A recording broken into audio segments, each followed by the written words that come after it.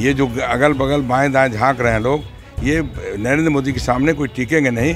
नरेंद्र मोदी का काम तो राष्ट्रीय स्तर नहीं, विश्व स्तरीय नेतृत्व अभी हो गया हमारे दल का, भारतीय जनता पार्टी का। और नरेंद्र मोदी अब देश के नेता के साथ साथ विश्व नेतृत्व मान रहा है। सम्मान करते हैं माननीय नीतीश कुमार जी का, हम भी उनके साथ काम किए हैं। ये बात सही है कि बुरी तरह फंस गए हैं, दलदल में फंसे हुए हैं, अब वो निकलना उसके लिए मुश्किल है। तो कौन आ रहे हैं जा रहे हैं ये मतलब नहीं रखता है बीजेपी में। बीजेपी में नेतृत्व जो सामने नेतृत्व है हमारे, चाहे माननीय नरेंद्र मोदी जी हों, अमित शाह जी हों, नड्डा जी हों, इन लोगों का नेतृत्व तो अब छिपा हुआ नहीं। नेशन देख रहे हैं, मैं हूं आपके साथ वंदना। 2024 के लोकसभा चुनाव से पहले तमाम राजनीतिक पार्टियां सियासत के मैदान में उतर चुकी है। अब बारी बीजेपी की है। बीजेपी लगातार अपने कार्यकर्ताओं को, अपने संगठन को विस्तार के लिए हर वह कोशिश कर रही है।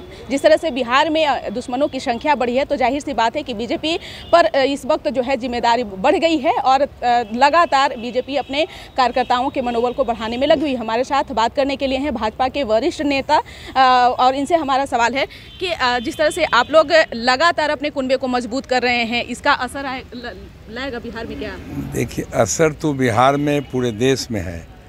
भारतीय जनता पार्टी का नेतृत्व संभाले हुए हैं देश के प्रधानमंत्री माननीय नरेंद्र मोदी जी, और सच है कि बड़ी मैच्योर मतदाता है देश का। समीक्षा कर निर्णय लेता है, समीक्षात्मक निर्णय करता है इस देश की जनता।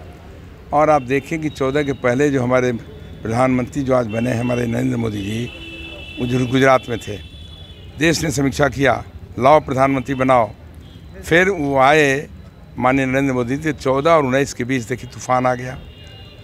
काम का वोट है ना, नेतृत्व वर्ग का नीत अनीत क्या नियत क्या कहता है। वो तूफान फिर आगे आएगा क्या? बिल्कुल बिल्कुल आएगा। मैं समझता हूँ बिहार में एक तरफा वोटिंग होगी। ये जो अगल बगल बाएं दाएं झांक रहे हैं लोग, ये नरेंद्र मोदी के सामने कोई टिकेंगे नहीं। नरेंद्र मोदी का काम तो राष्ट्रीय स्तर नहीं, विश्व स्तरीय नेतृत्व अभी हो गया हमारे दल का, भारतीय जनता पार्टी का।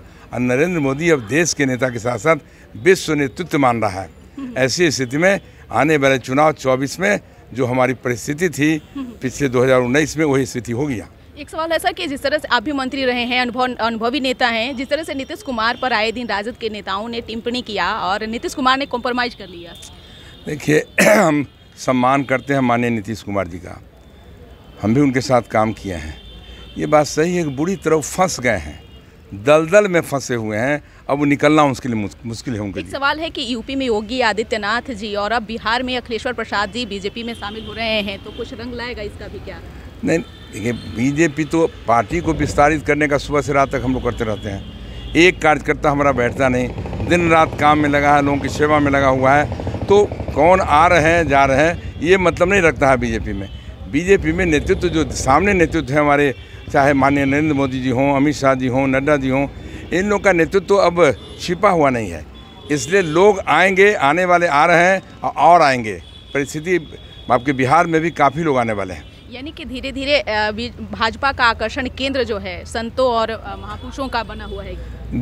मैंने कहा ना कि ये विश्व स्तरीय नेतृत्व हमारा भारतीय जनता पार्टी का है, तो निश्चित है पूरे देश की, विश्व की नज़र है। देश की तो नज़र है ही, विश्व की भी नज़र है कि ये नरेंद्र मोदी का करिश्मा फिर आने वाला है। बिहार में लॉ एंड ऑर्डर को लेकर के क्या कहना है आपका?